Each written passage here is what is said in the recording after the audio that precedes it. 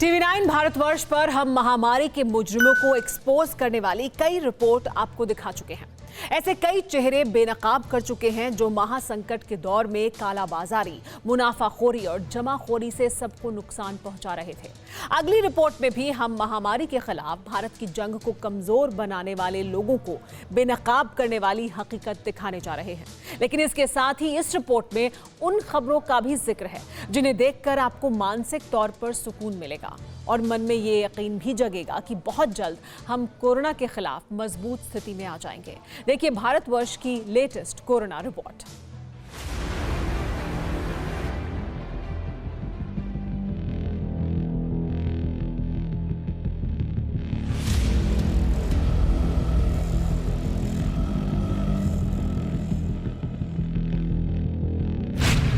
क्या हम अनलॉक की तरफ बढ़ रहे हैं? क्या पाबंदियों के साए में गुजर रही जिंदगी को राहत मिलने वाली है?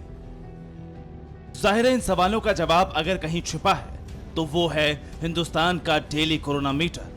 28 मई का दिन देश के लिए सुकून की खबर लेकर आया। 44 दिनों बाद देश का कोरोना मीटर सबसे कम रहा, जिसमें पिछले 24 घंटों में कोरोना ने 1,26,364 लोगों को संक्रमित किया।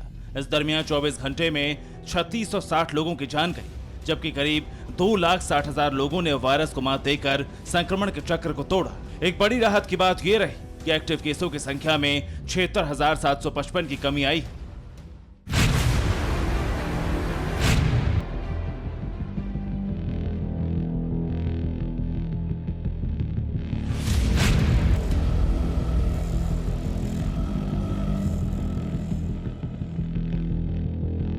अब आपको देश के कई हिस्सों से आई वो खबरें बताते हैं जो कोरोना से जुड़ी और जिन्हें जानकर आप दंग रह जाएंगे।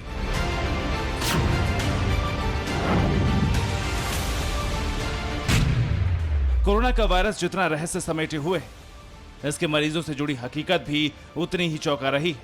वाराणसी में ऐसा ही एक मामला सामने आया है जिसकी चर्चा पूरे देश के डॉक्टर्स कर रहे हैं। वाराणसी के सर सुंदरलाल हॉस्पिटल में चंदौली की एक महिला को बच्ची हुई।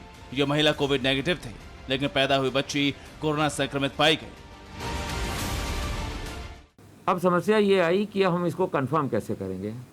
ये सत्य एक मामूली सी बात है कि हम रिपीट टेस्ट लगाएंगे और माँ में हम एंटीबॉडी टेस्ट करके देख लेंगे और उससे हमें ये समझ में आ जाएगा कि उसको इन्फेक्शन हुआ भी था या नहीं। इतना ही कहना है। अभी जच्चा बच्चा दोनों ही स्वस्थ हैं और कोई भी समस्या नहीं है। बच्चे को फीडिंग भी दी जा रही है, सब कुछ किया जा रहा है, बच्चा स्वस्थ। हालांकि ये बात भी सच है कि आरटीपीसीआर टेस्ट का सक्सेस रेट 80% भी नहीं। ऐसे लाखों केस हैं जिनमें आरटीपीसीआर से भी कोरोना की गलत रिपोर्ट आई है। इसलिए अस्पताल प्रशासन अब महिला का न सिर्फ दोबारा टेस्ट करेगा बल्कि एंटीबॉडी टेस्ट भी किया जाएगा। फिलहाल माँ बेटी दोनों स्वस्थ हैं और उनकी सेहत पर पूरी निगरानी रखी जा रही है। कभी कभी कुछ फेलिसियस रिपोर्ट आ जाती है, उसका कल हम एंटीबॉडी टेस्ट और रिपोर्ट रिपीट कराएंगे, उसके बाद कोई उस पर वर्जन देंगे। कभी कभी ऐसा होता है ना कि जो पॉजिटिविटी होती है समटाइम्स एक ड्यूरेशन के पहले अगर टेस्ट कराया जाए तो पॉजिटिविटी कभी कभी फॉल्स पॉजिटिविटी आ जाती है, तो उसका रिपीट टेस्ट कराने में जो स्थिति होगी क्लियर हो जाएगी।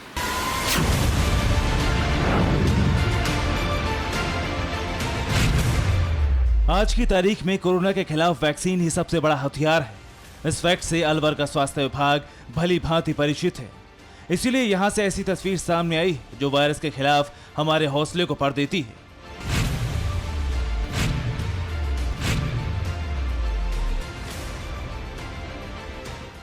यहां स्वास्थ्य विभाग सरिस्ता के जंगल में बसे गांव में 1000 फीट चढ़कर वैक्सीनेशन को अंजाम दे रहे हैं।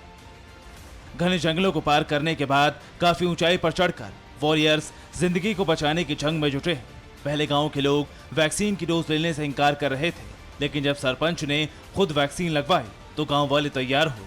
अब तक यहां कोरोना का एक भी मरीज नहीं मिला है।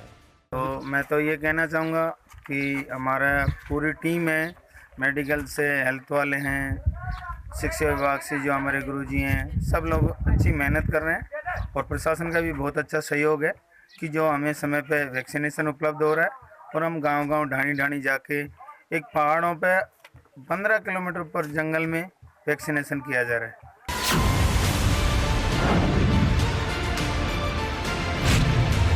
दुनिया में 35 लाख से ज्यादा लोगों की जान ले चुके कोरोना वायरस के खिलाफ हिंदुस्तान की जंग को जो लोग कमजोर कर रहे हैं, आज उन पर एक बड़ा खुलासा होने जा रहा है।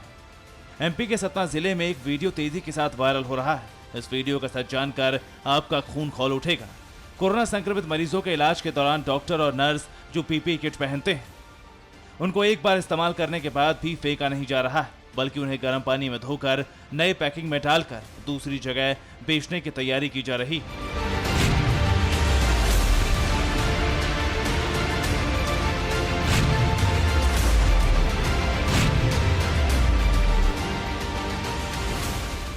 ये सीधे सीधे हिंदुस्तान के सांसों का सौदा है। ये घृणित काम करने वालों के न तो पैर कांपते हैं, न ही उन्हें ऊपर वाले का डर सताता है। नोटों की चमक के आगे ये महापाप भी इन्हें पुण्य का काम लगता है।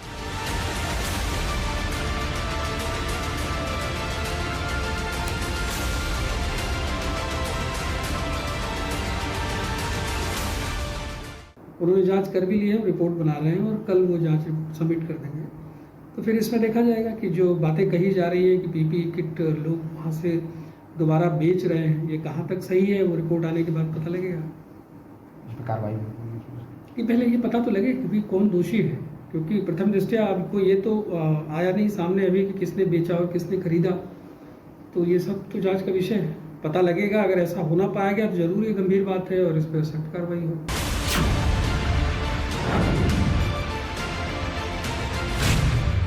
सतना की तरह ही महामारी के मुजरिमों का जाल दिल्ली में भी फैला है। दिल्ली पुलिस ने बिंदापुर और डाबड़ी के इलाकों में छापे मारे।